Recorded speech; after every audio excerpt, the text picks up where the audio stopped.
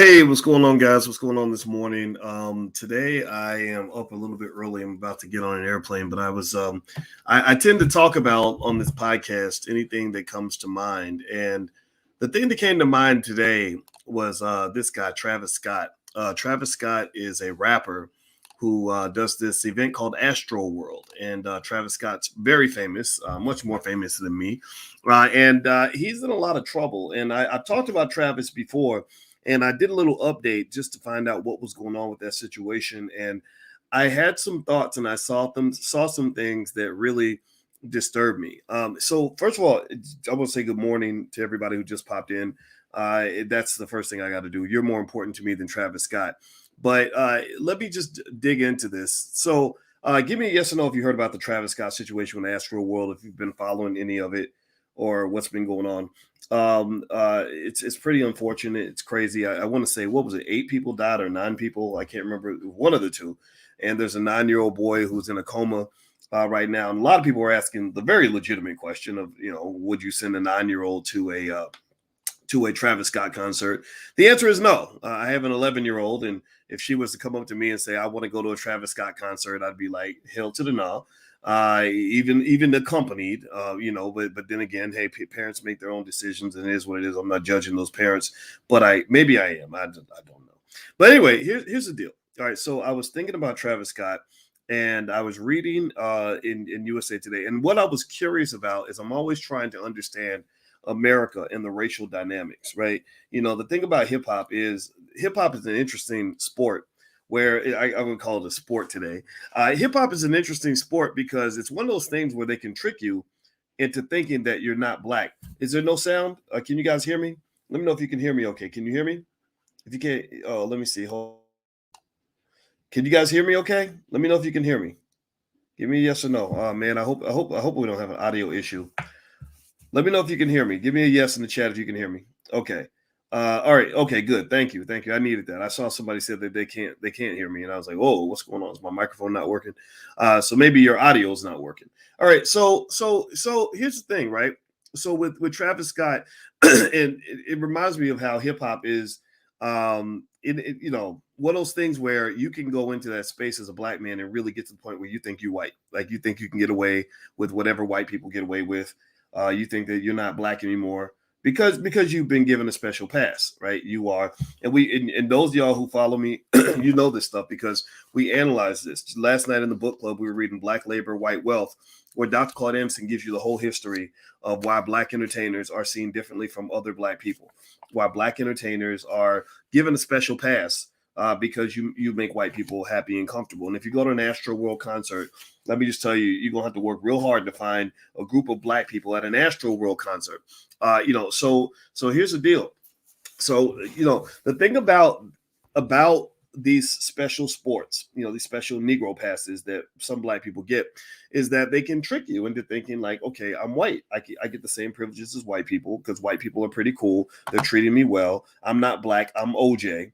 Right. And then you get what Paul Mooney used to refer to as your wake up call. You know what I'm talking about. Y'all know what it was. I'm not going to repeat it because I'm trying not to cuss this early in the morning.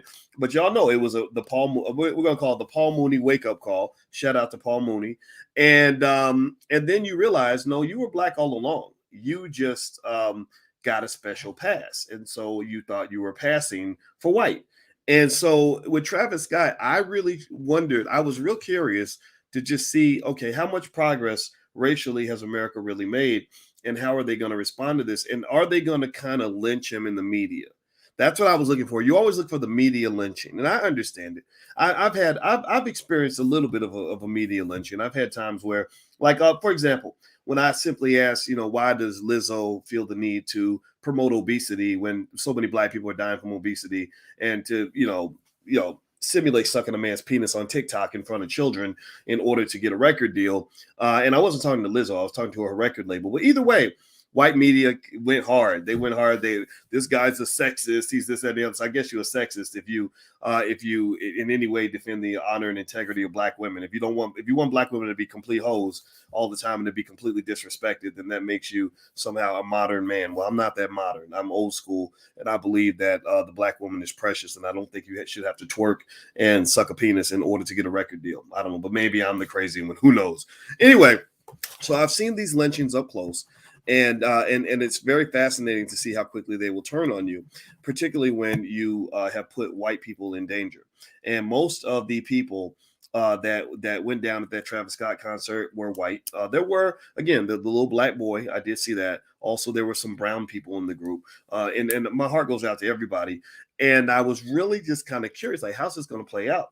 And so what's interesting to me was I did not know this. And tell me if you don't know this, but did y'all know in 2017, there was a kid that was paralyzed at a Travis Scott concert. And the Today Show was talking about it, and he's white. And this poor kid, 23 years old, was at the concert, and somebody pushed him off a third floor balcony, and now he can't walk for the rest of his life. This dude can't walk anymore. So and he's pissed. So they went to him, right? So they went to this man who, I mean, I know I'd be pissed. You go see your favorite rapper. You don't spend your last couple dollars to go see this dude, and you get paralyzed at the concert. What the hell, man? So the guy, they went to go talk to this kid, and this is all circling back to whether or not they're going to lynch Travis, whether or not Travis could go to jail. I'm wondering if there's going to be like some jail time now. And fortunately for Travis, Texas does not have a big penalty for inciting riots. Now in DC, you can get, I think, up to like 10 years or something. I guess, because remember in DC, that's where they had all the Capitol riots and all that. In Texas, I looked it up. The penalties associated with a conviction for inciting a riot, it's usually filed as a Class B misdemeanor, which carries with it the possibility of jail time up to 180 days and or a fine not to exceed $2,000. However, in Texas, now I'm reading this from DougMurphyLaw.com. I have no idea who Doug Murphy is, so take it for what it's worth. And it says here also in Texas, however, a riot charge can be enhanced. According to Texas Penal Code Section 42.02F, if a higher grade offense occurred, either one, in furtherance of the riot's purpose, or two, as a result of what could have been anticipated, then the jury can sentence you according to the higher grade offense if the state proved the higher grade offense. For example, if assault could have been anticipated as a result of the assembly and the assault actually occurs, the riot charge could be enhanced from a Class B misdemeanor to a Class A misdemeanor, which would potentially mean more jail time and a steeper fine.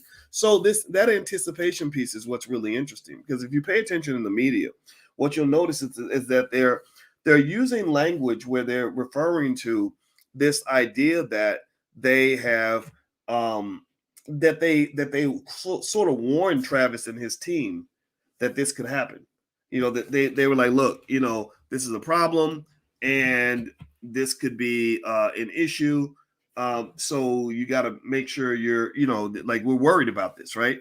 And also, this kid who got paralyzed from 2017 is basically saying they knew about this. They knew what happens at their concerts. Like you should have learned in 2017 when he fell off the damn balcony and couldn't walk anymore. You should have learned from that, right? So you should have anticipated that your concerts are dangerous. And then what's also interesting, this is just me kind of connecting the dots. Maybe I'm being a little bit of a conspiracy theorist here, but I feel like I can't help but wonder if they're preparing to like hang this Negro. I really do. Now, don't get me wrong. Travis Scott's a grown ass man. He's dating a Kardashian. He's clearly he's not listening to people like me. So who the hell am I, right? I'm just here really kind of observing and breaking things down and connecting dots. But also, I think it's relevant in one important sense for you, besides the fact that it's just an interesting thing to kind of observe and analyze, is there's an old saying that says a fool and his money will soon part ways. And we talk about wealth a lot and economics a lot. You guys know this. That's what my PhD is in. So I'm not just talking as a regular guy who's made money or who took a couple classes. I have taught experts. I have people that I've taught who now are professors of finance, right? So here's the deal. If you get a lot of wealth and you don't know how to protect it, you're gonna probably lose your wealth. When you get a lot of wealth, you become a big target. If you anybody who has money knows what I'm talking about. If you get money, they rappers talk about it. They say if you go through the hood shining and showing off how much money you have, then you're gonna get robbed. Somebody's gonna say, "Oh, he's over shining. Let's go get him." Right? We even play. Me and my friends, we play Call of Duty, that video game on Xbox, which is a lot of fun, by the way. And there's a game called Plunder, where your goal is to go around and rob and kill the other players. It's a very sick game, absolutely sick, but it's so much fun. And you see, like, where people have money, they tell you where the money's at. They say, "Oh, this over here, the team that has the most money is over here." Or you'll see green smoke coming up in the air, which says, "Oh, there's money over there." So that's where we go. We go where the money is, right? So basically, there are people who literally can sniff out who has the most money, and those are the people that they go after first, right? Travis Scott's in that category. Lawyers are the best in the world at sniffing out who has the most money. Why do you think Drake and Travis Scott were listed? Drake, Travis Scott, and Live Nation are probably listed in every single lawsuit that has been filed, every single one. The reason that Drake, Travis Scott, and Live Nation are listed is because they have the deepest pockets. They can get Live Nation to write them $100 million check like it ain't nothing. They can get Drake to write a check for, 5 or 10 million just to make the lawsuit go away. They're hoping Travis Scott, his net worth. I looked up his net worth. They said it's about 60 million. They could, maybe Travis Scott's team will write a certain check. Travis Scott probably has insurance. The insurance company is going to write a check. So they're going to get paid, right? They're going to get paid. Somebody dies, young white kids die, young white kids get paralyzed. That's a payday. It's no different from like Gloria Allred with all the Bill Cosby's victims. Like, they were like, "Oh, these are white women. They've got a story. We need no proof. We'll get paid. He'll pay us just to make the story go away." So with that said, I'm really baffled by this because I was reading this article about this poor kid. His name was Kyle Green, who attended a Travis Scott concert in Terminal 5 in New York City in 2017. He was 23 years old at the time, and he was pushed from a third floor balcony, and that left him paralyzed. Now, one thing they pointed out in this Today Show article, and this is where they're really messing him up for mainstream America. This is where they are, what they're doing, I think, is they're picturing him as a poster child for white people to say, "Do not send your children to a Travis Scott concert. Your children will be in danger if they go to a Travis Scott concert," right? And there are all these reports of the security guard getting the needle in his neck and all that. So what they're kind of framing it as is that the Travis Scott concerts are places that are filled with drugs, filled with violence. People get killed. Terrible things can happen. So I'm really curious to see how this plays out, because in a way, what it does is it makes a Travis Scott concert a little bit toxic, I think. Now, that toxicity could play out in a positive way. Maybe it'll make young white kids want to go to the concert more. Like, "Oh, it's that much more forbidden, so we want to go." Or it has the other effect where you got parents. Like, our son was, when he was 18, 17 and a half, almost 18, he went to Lollapalooza, right? Lollapalooza had a bunch of rappers, Tyler, the Creator, and a bunch of other dudes were there. And we let him go. But if we knew that he might get killed at Lollapalooza, we would have said hell to the no, because you need our money to go down to Lollapalooza and our permission, right? So I'm thinking, as a parent, like, I wonder, give me a yes or no. Give me a yes or no. If your child said, "Hey, mama, hey, daddy, I want to go to the Travis Scott concert," what would your response be? Or yes or no. Would you allow it, or would you say hell to the no? Yes or no? What would you say? All the parents in the room, anybody who's got children, would you let your kids go to a Travis Scott concert? Right? And I asked that question because this is happening all across America. So that makes his concerts toxic. So he's going to lose wealth because of that. I believe that. Also, there is the toxicity of just the business liability.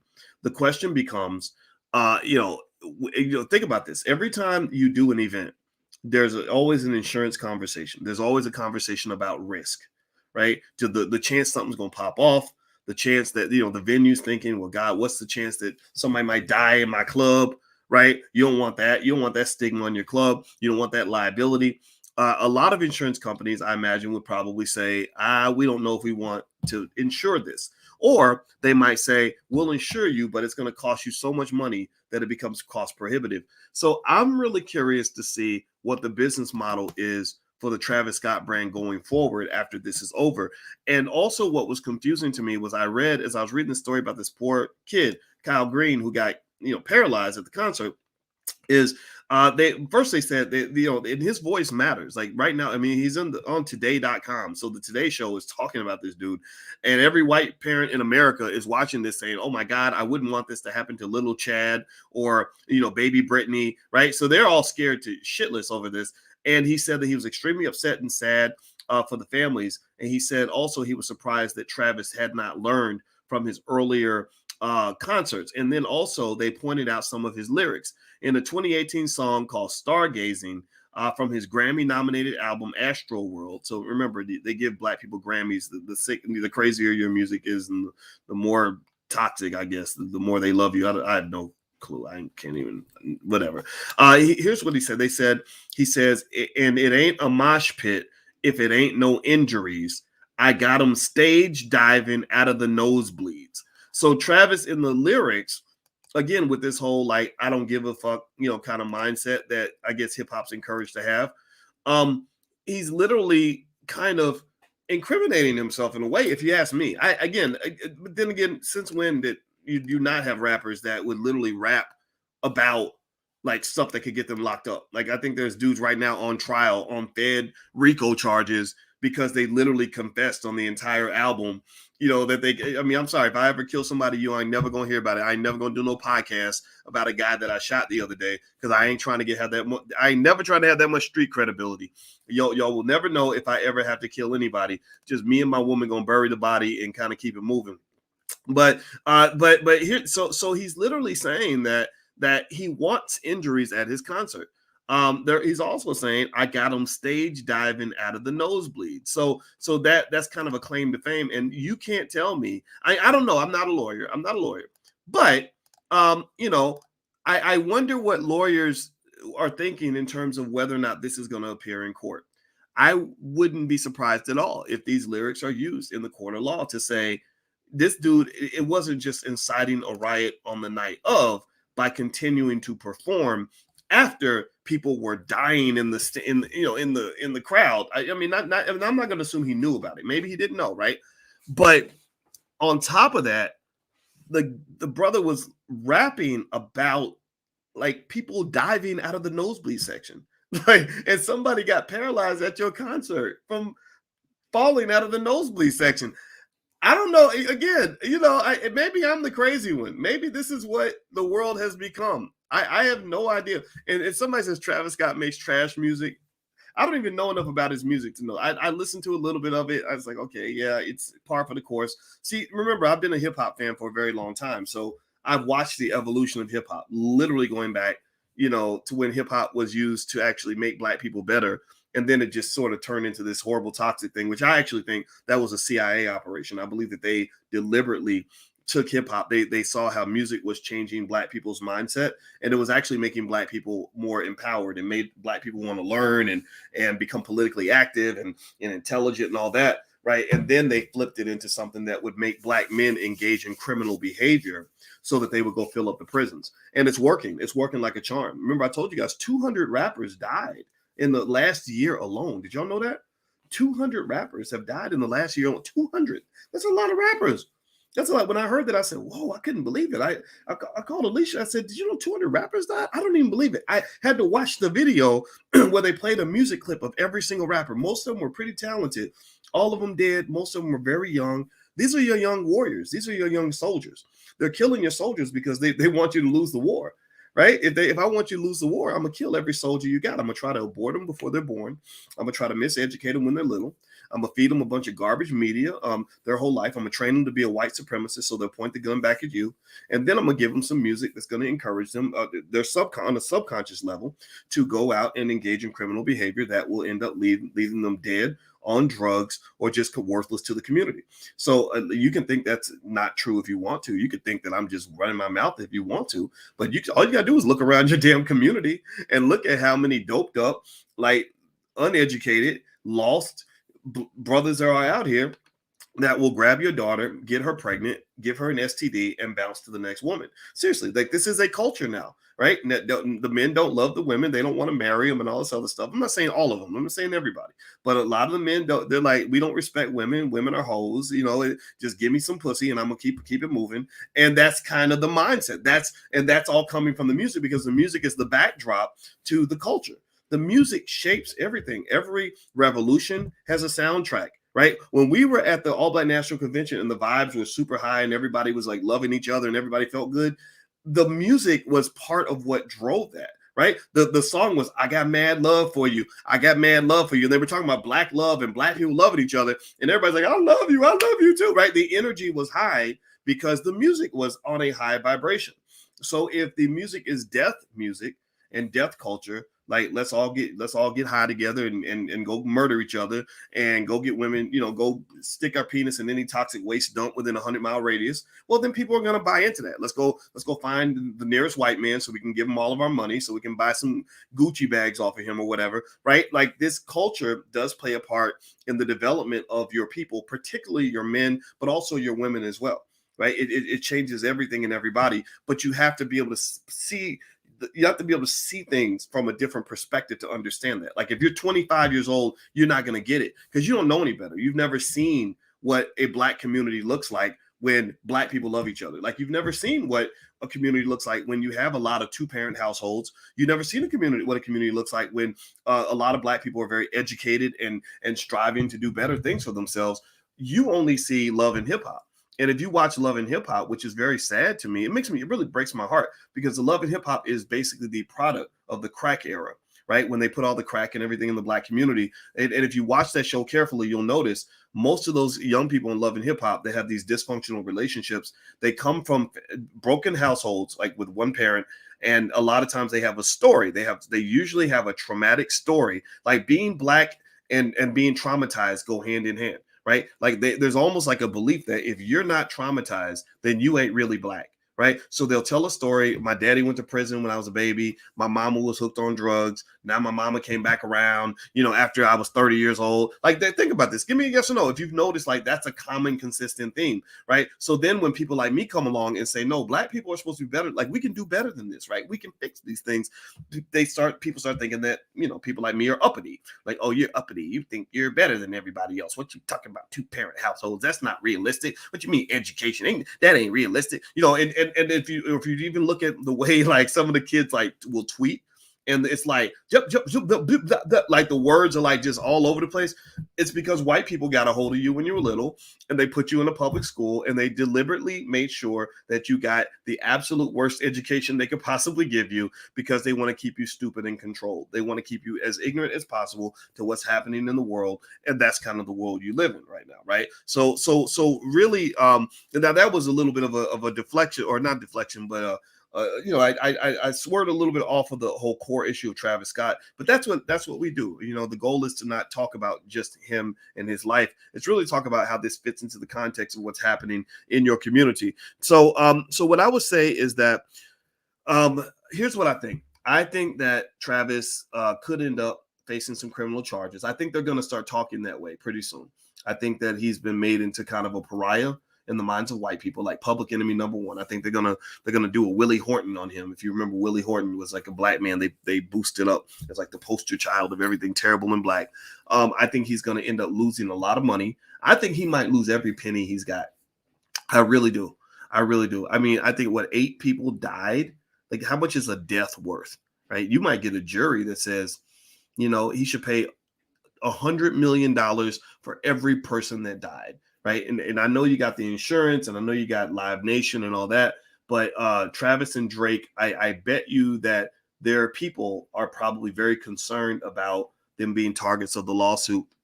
And I think you might see something that might actually change the way these concerts are done forever. I don't think there will be another Astroworld type of event. I just can't see it. But then again, I'm curious. Maybe I'm wrong. I really wonder how wrong I can be. Like maybe the money is just so good that they're going to just go right back to the same model and say, yeah, hey, look, some people died. but we'll just make sure nobody dies next time, right? I don't know. I'm really curious. Like, can your economic model withstand this level of negative publicity, this level of financial liability, this level of just this kind of death and debauchery and everything else? Because I can tell you like this, as a parent of teenagers, I would never send my child. I would not. I mean, if they went to a Travis Scott concert, they'd have to do it without me knowing about it. So don't be surprised. I'd be curious also if he's still going to be a Kardashian after all this is over. They tend to only want to hang out with like weird black men who have lots of money and stuff, so they can elevate their brand. So I think he had a baby with a Kardashian or something, and I can't explain any of that. I have no. That's just a different world from the one I live in. So anyway, I'm gonna go. By the way, don't forget this weekend in the Black Business School. If you want to hang out with us, we're doing a free event. It is an event for anybody that wants to be a content creator, a culture consultant, public speaker, social media influencer, all that good stuff. It's called Black Experts Unchained. And if you're interested, you can go to blackexpertsunchained.com. That's blackexpertsunchained.com. Al Duncan is hosting it. He's one of our faculty. Al has made millions of dollars as a public speaker, and Al is an awesome dude, and he's 100% B1. And he's the man. He's the main guy that's doing all this. I will be there because I know a lot about content creation and stuff like that. So I'm going to support. But Al's boss. Al's the boss of all of this. So if you're interested, you can go to blackexpertsunchained.com. It's totally free. So feel free to go and take a look and see if it's something for you. All right, guys. I'm about to go. Hit the thumbs up button. Hit the thumbs up, share, subscribe button. I'm out of here. If anything else happens, I'll let you guys know what's going on. I'm headed to Denver today. So I will see you all soon. Please have a great day. Talk to you later. Peace.